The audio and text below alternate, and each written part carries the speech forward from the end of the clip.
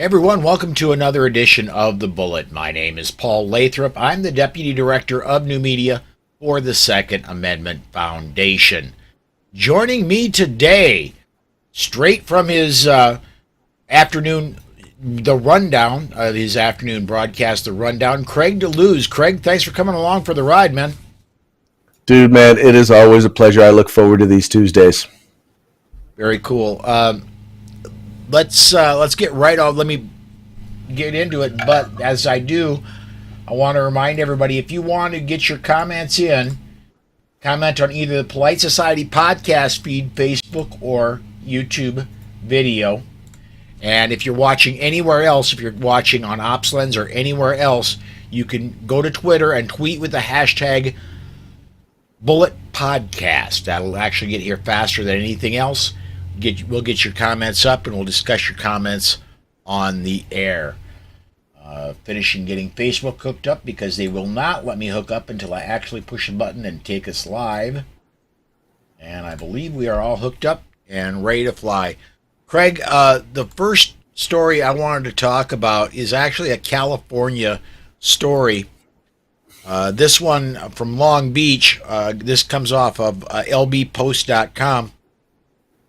Going to read a little bit of it.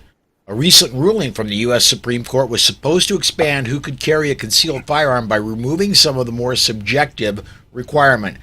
But it's actually gotten more difficult in Long Beach, where bureaucratic changes have left residents with no clear process to apply for a permit.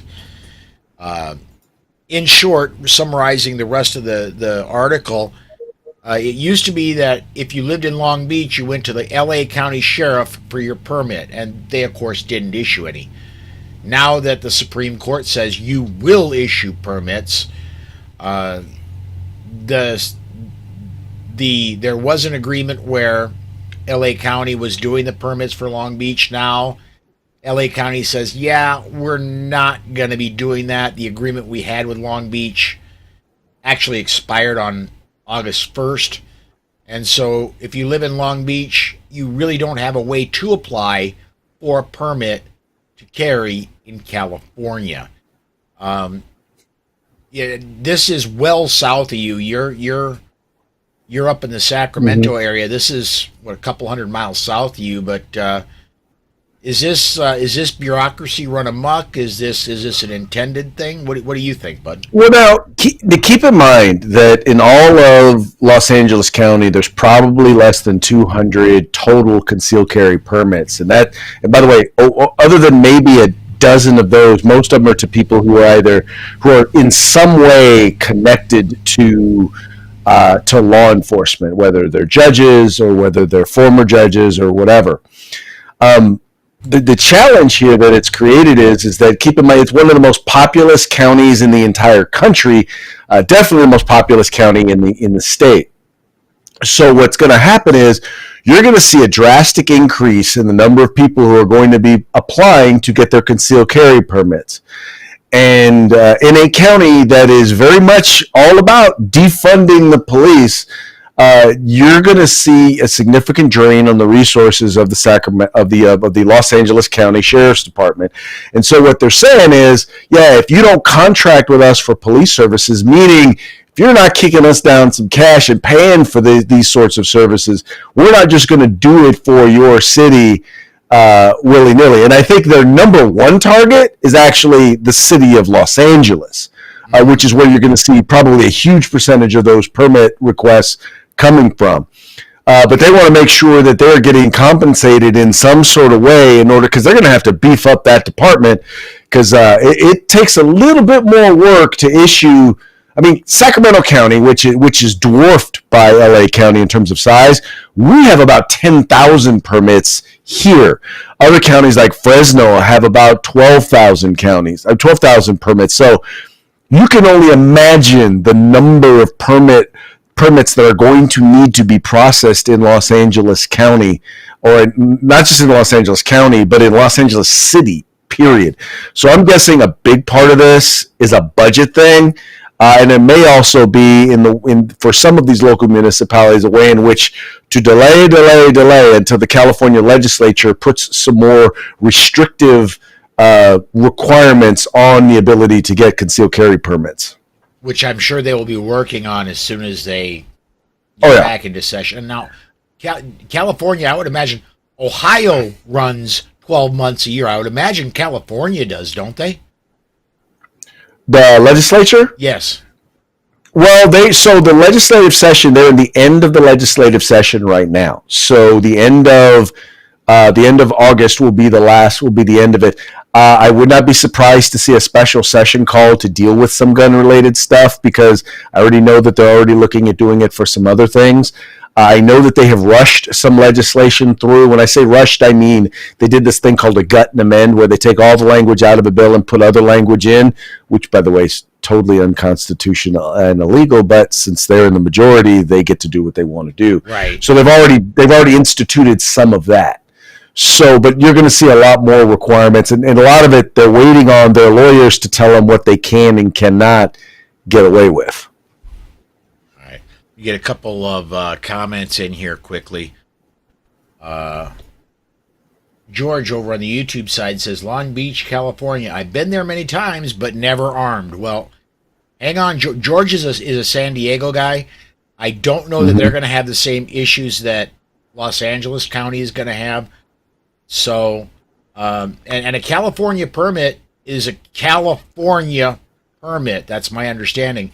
If you get a permit and you're in, if you're in, well, like Vista or wherever, and it's good in Long Beach, Los Angeles, Hollywood. It's good everywhere.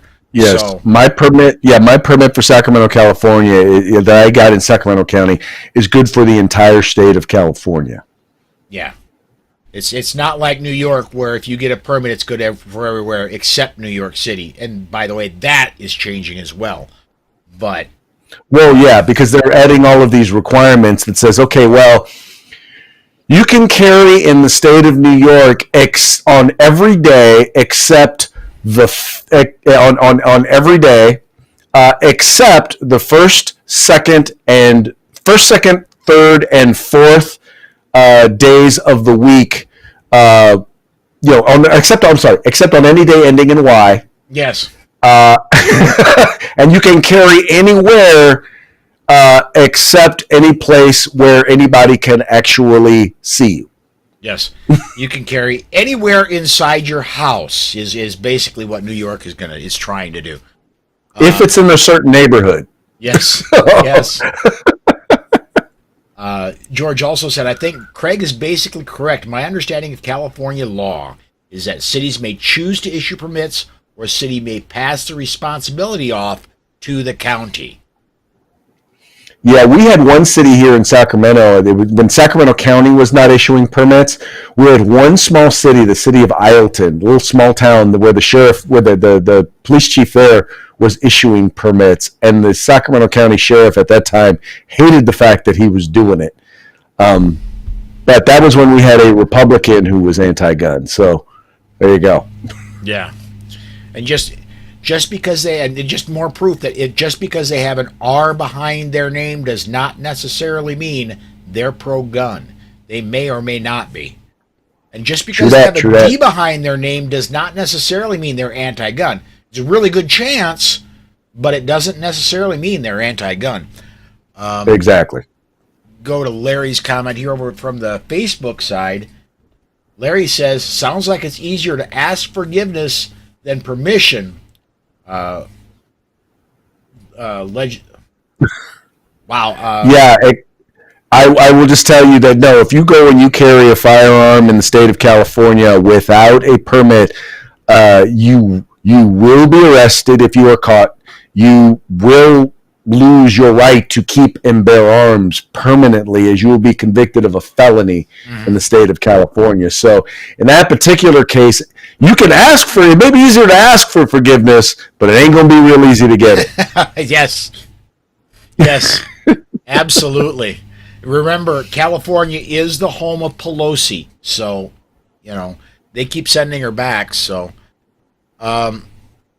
next story, this one, again, going to New York, out of the frying pan into the fire. This one off of AmmoLand. A recently changed New York State fair policy will ban off-duty police officers from carrying concealed firearms.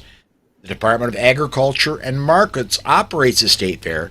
The state agency sent a memo to all police departments through New York State Police Troop D Commander Major Michael Tenike, stating that off-duty cops must leave their guns at home if they plan on visiting the fair. New York State Fair runs from August 24th through September 5th in Syracuse.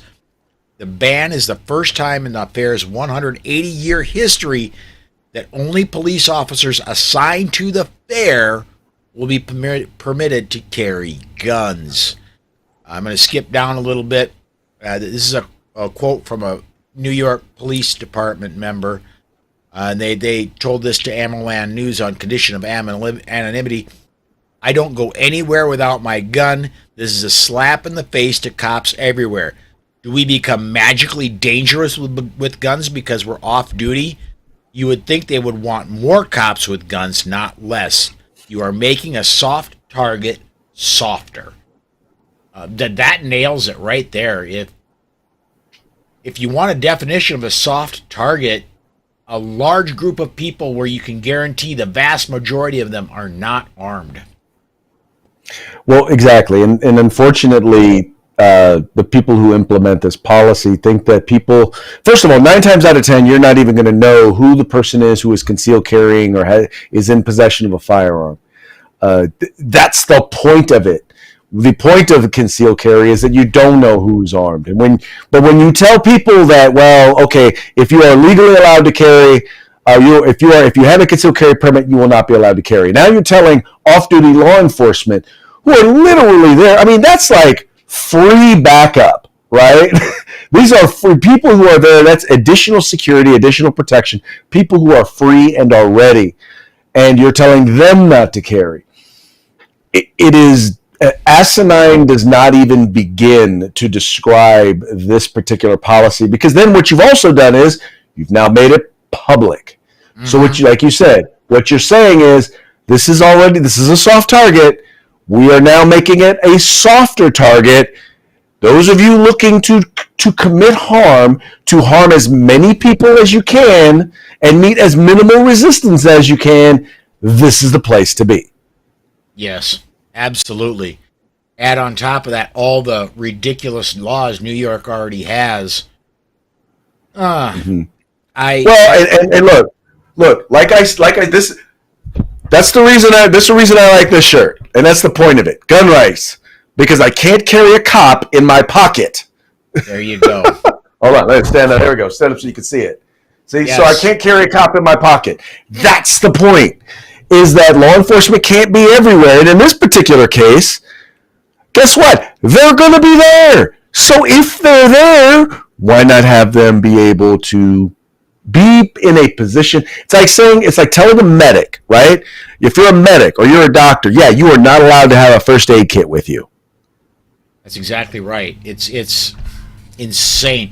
You know, and there's a federal law that, excuse me, if you are a sworn officer and you don't need a concealed carry permit, and it's good in all 50 states. And so any New York State law enforcement officer can carry concealed, except in places that are that have a policy saying absolutely no guns. And even then, that's kind of a wink and a nod thing. It's when you go. My understanding is if you're an officer and you're carrying, when you walk up to the officer that's doing security at the door, when they find it, you say, "I'm on the job. Here's my ID," and they let you go right on through, or they let you check your gun. One of the two. Right. So this is going way beyond the bounds.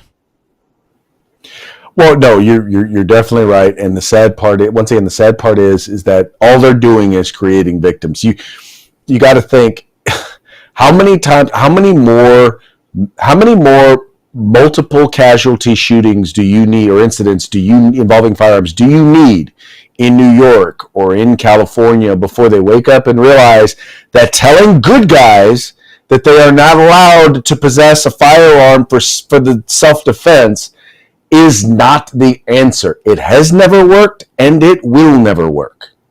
Yeah. Get one more comment in from George here real quick. As soon as I find... There we go. George says, the most cops I ever saw in one place was at the San Diego County Fair on a day of a hip-hop concert. Some were in plain clothes, but obviously law enforcement. We left the fair early. Hip-hop concert kind of draws a crowd that may not be the safest crowd to be around. I might have left early with you, but generally, if there's a lot of police around, I'm kind of more comfortable in that crowd anyway. Generally, yeah, I agree with you. Generally, you're correct, and it's sad because I very much enjoy old school hip hop. I enjoy the genre of music, but you're right. And too often, those events, as public events, generally also attract a crowd that is less than law abiding. Mm-hmm. And I'm not saying the entire crowd is less than law abiding. I'm saying there are too many people in that group who are willing to attend that event who are not law abiding, and thus can cause problems. And I'm a big believer in, tell you what, if you want to avoid troubling situations, there's certain places and certain people that you want to try and avoid. And unfortunately, too many people who attend hip hop concerts fit that description. Well, and let's be honest. There's, like you said, there's different types of hip hop. There's old school. I'm not a fan of the rap or hip hop genre myself. But if it's gangster rap, I'm gonna be as far away as I possibly can be. Not only because it's horrible. By the way, I enjoy my fair share of also hip hop and tractor rap, whatever you want to call it. Guys like the Moonshine Bandits, Demon Jones, Hard Target. I don't know if you probably don't know any of those groups. I know a lot of folks out there don't, but that is they are quality hip hop groups. It's more kind of, like I said, more kind of hip hop, kind of a mix of country and rap, but also very, very pro American. Yeah, see, and you can actually understand what they're saying. Yeah, mix those two things in together, and I may be interested. Exactly, if you can understand. I got to shut this off. I do not know how that. I thought I muted the damn thing. Gotta love technology, sir. Gotta love technology. I could have swore I muted this thing earlier, and I do not know why it keeps going off. But sadly, technology only does what we tell it to do, not what we thought we told it to do. Right. Let me get a couple more comments. And Gerald's commenting over from the Facebook side. I'm a free citizen and I'm carrying a gun. Should be enough. Gerald, it should, but I'm a realist. I mean, I'm a Second Amendment absolutist. I believe you're right, but I'm also a realist in, depending on the area you're at in the country, right now that's not a great idea. Hey, I've always said, if you are going to choose not to comply, then you need to make sure you fully understand what the ramifications are of that, should you have to deal with the legal and the financial ramifications of it. And you just gotta be okay with dealing with that. Yeah. He also follows up with, see the Second Amendment and stop wasting our tax money. My attitude in Oregon today. Now that I know you're Oregon, Gerald, I'm going to say, be really careful. And the farther east you are, the better off you are. But, yeah. All right, let's see. Next story. This one actually hit today. I'm gonna read quite a bit of this one. This came from a press release from the Second Amendment Foundation. Attorneys representing the Second Amendment Foundation and Citizens Committee for the Right to Keep and Bear Arms have filed a supplemental opening brief in their challenge of Maryland's ban on so-called assault weapons based on the Supreme Court's remand of the case back to the U.S. Fourth Circuit of Appeals following the landmark ruling in the New York State Rifle and Pistol Association versus Bruin in June. The brief details how the High Court in Bruin overruled the use of intermediate scrutiny in such cases as Bianchi and instead mandated the only way that a law burdening conduct falling within the Second Amendment scope can be upheld is if the government can demonstrate a historical tradition of regulations rooted in the founding era that burdened the right in a similar way and for similar reasons. Further, the Supreme Court's ruling in Bruin demonstrates that Maryland's ban on certain semi-automatic rifles is unconstitutional. I'm going to go ahead and leave it there. I'm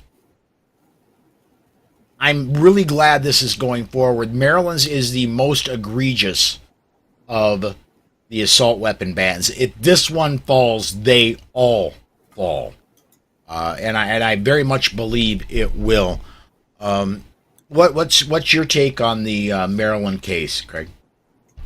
All of these cases, and when all of these cases that are currently in existence, what happens is when the decision was made. So when Bruin was made, it only really affected that particular case. But so there's a bunch of other cases, and there's a bunch of other restrictions and laws that need to be relooked at.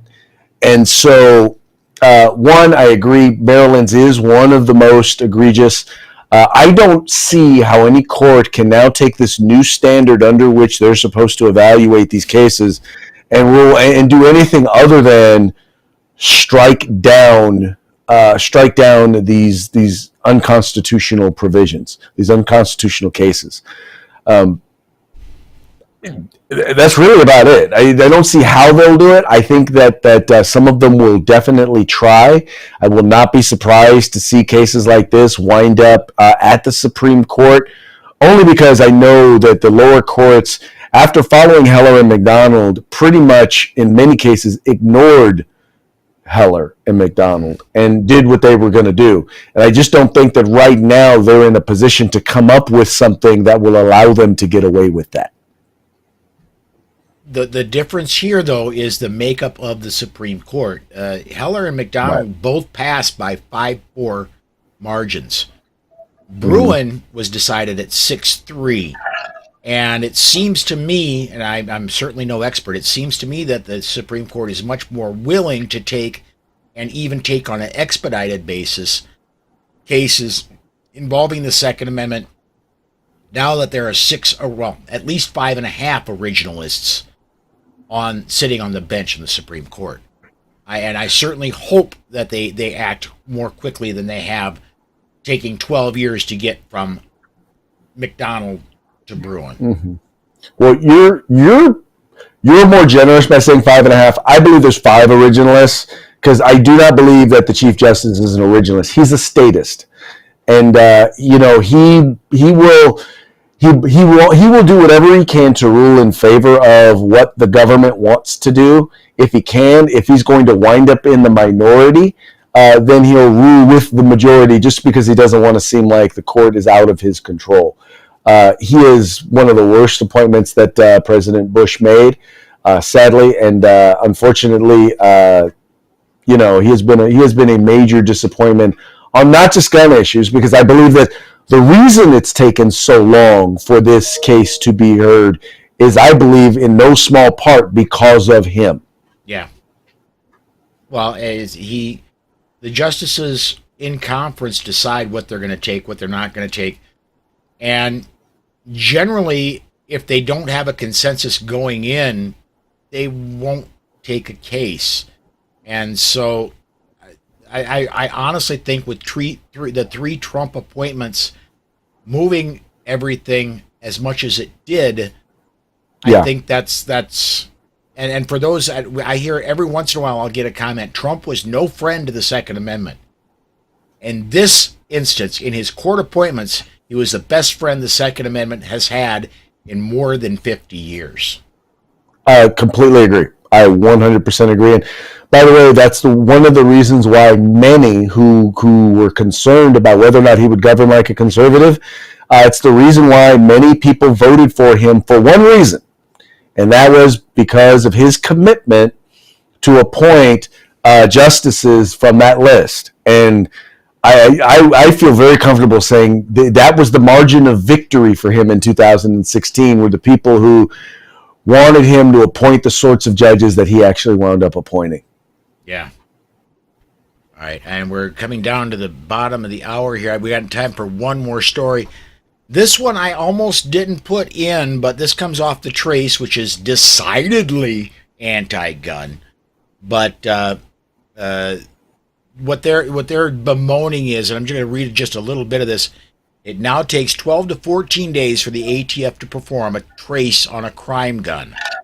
The record time comes from amid the pandemic shooting spike, ATF staff attrition, and the increasing police demand for gun traces.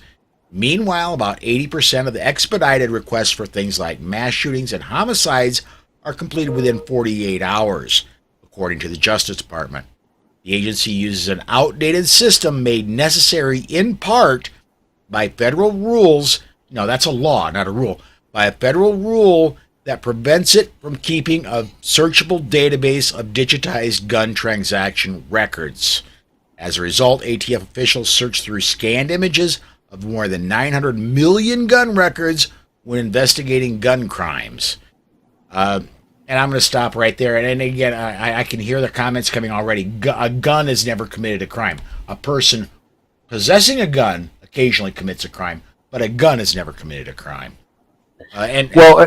Go ahead, Craig.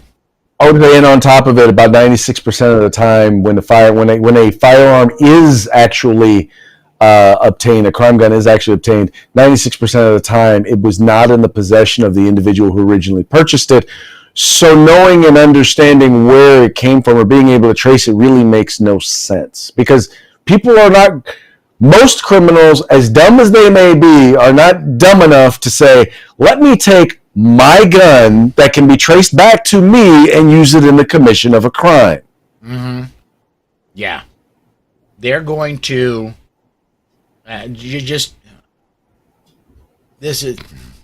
they're going to get a straw purchased gun, they're going to steal a gun, or they're going to get a already massively stolen and mixed around gun off the street somewhere. Right. They're right. They're not gonna go down to the gun shop and fill out a 4473 and then a day later go down and take down the 7-Eleven. That just doesn't happen. Exactly. No, you're 100% correct. So, well, we got about 2 minutes left, Craig. If you would, how's Morning Coffee with Craig? We still doing 2 days a week, or is that expanded? Still doing 2 days a week. Working on getting it up to 5 days a week. You can check us out at Gun Policy on Facebook. You can look us up, Gun Policy on Twitter. You can also look for us, Firearms Policy Coalition on YouTube. And then there's always the Rundown. You can find the Rundown on Facebook. You can find us at 2A News on YouTube, also with the California Republican Assembly. And you can always just find me on Twitter at Craig Deluz. All right. Well, from my end, I'm going to encourage everybody, continue joining me 5 p.m. Central Time all this week. Tomorrow, we've got Amanda Suffolcool. Thursday, we've got Craig's partner, Mike Piwowarski, will be joining me. And Friday is Alex Uli. We're going to be talking legal on Friday. So 5 p.m. Central Time, peg it right here. Come back and join us. Thank you, everybody, for watching and commenting. Your comments make this job a lot easier to do. So until that next